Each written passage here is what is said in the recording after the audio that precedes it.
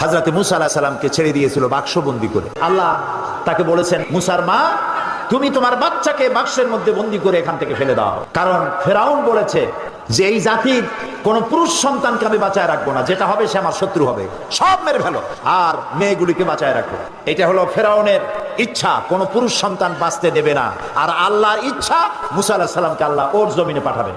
কার ইচ্ছা কার্যকরী হবে? এখন বাঁচবে কেমনে? তারে তো মেরে ফেলবে ফেরাউন। দেখেন অবস্থা।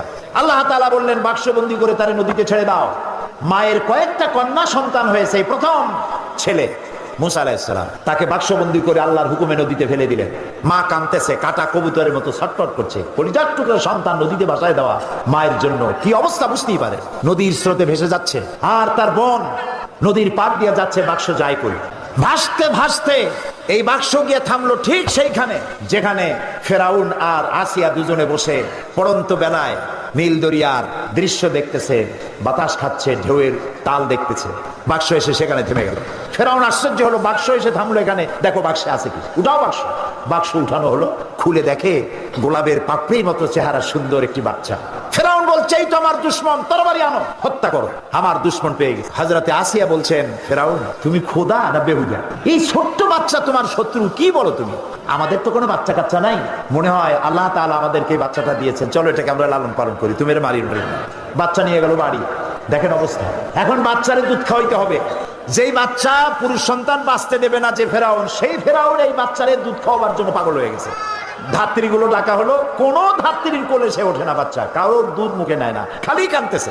আল্লাহ রাব্বুল আলামিন পরবর্তী সময় হযরত মুসা আলাইহিস সালামকে বলেছেন, মুসা, ফেরাউনের ঘরে তুমি কাঁদতেছো আর তোমার মা তোমাকে না পায়া কাঁদতেছে, আমি রহমানুর রহিম এটাকে সহ্য করতে পারি নাই। বোন গিয়ে বলছে ফেরাউনকে, জাহাপানা, আমার কাছে একটা ধাত্রীর খবর আছে, ওই মেয়ে লোকটা যে কোনো বাচ্চা কোলে নিলি দুধ খায়। ফেরাউন বলছে, নিয়ে আসো, যত টাকা লাগে দেবো। বোন গিয়ে তার মায়ের নিয়ে আসে, মা এসে বাচ্চা পেয়ে গেল, বাচ্চা কোলে নিল, বাচ্চা দুধ খাওয়া আরম্ভ করলো। ফেরাউনের বাড়িতে পয়সা দিয়া, টাকা দিয়া ফেরাউন রাখলো আর দুধ খাওয়াইলো। মুসা আলাইহিস সালাম একটু বড় হলেন, একটু বড় হয়েছেন, নাদুস নুদুস চেহারা, ফেরাউন কোলে নিয়েছে, পয়গম্বরী চেহারা তো, সলিমুদ্দি কসিমুদ্দি মার্কা না। মুসা আলাইহিস সালামের চোখ, তার ঠোঁট, তার ললাট, তার গন্ডদেশ, আল্লাহর পয়গম্বর। আল্লাহ তাআলা মুসা আলাইহিস সালামকে বলেছেন, মুসা তুমি ভয় পাও, আমি তো তোমাকে আমার জন্য বানাইছি। সুবহানাল্লাহ। এই কোরআন শরীফে আল্লাহ বলছেন, আমি তোমাকে আমার জন্য বানাইছি। ফেরাউন কোলে নিয়ে মুসা আলাইহিস সালামের মস্তক উঁচু করে করে ঠোঁটটা নামায় দিল। মুসা আলাইহিস সালামের ঠোঁটে ঠোঁট লাগায় চুমা দিবে। যেই না ঠোঁটের কাছে ঠোঁট নিয়ে আসে, মুসা আলাইহিস সালাম ঠাস করে এক চড় মেরেছে ফেরাউনের গা। ফেরাউন আছাড় মেরে ছেড়ে দিল বাচ্চাকে, বললো যে সত্যিই তো আমার দুশমন, তরবারি আম কেটে ফেলবো। আসিয়া বলছে, তুমি তো সত্যি একটা বদ্ধ পাগল, কি আর খোদা তুমি, তোমার খোদা যারা মানে ওগুলোও পাগল। এই বাচ্চা মানুষ সোনাও চেনে, আগুনের টুকরাও চেনে না, তুমি আন্দাজে তারে মারি ফেলবা। ফেরাউন বলছে, আচ্ছা ঠিক আছে, সোনাও চেনে না, সোনার পিণ্ডও চেনে না, আগুনের টুকরাও চেনে না, স্বর্ণ আনো, আগুনের টুকরা আনো। যদি সোনায় হাত দেয়, আগুনে হাত না দেয়, তাহলে বুঝবো বুদ্ধি আছে। আগুনে যদি হাত দেয়, তাহলে বুঝবো যে বাচ্চা মানুষ বোঝে না। স্বর্ণের টুকরা আনা হলো, আগুনের টুকরা আনা হলো।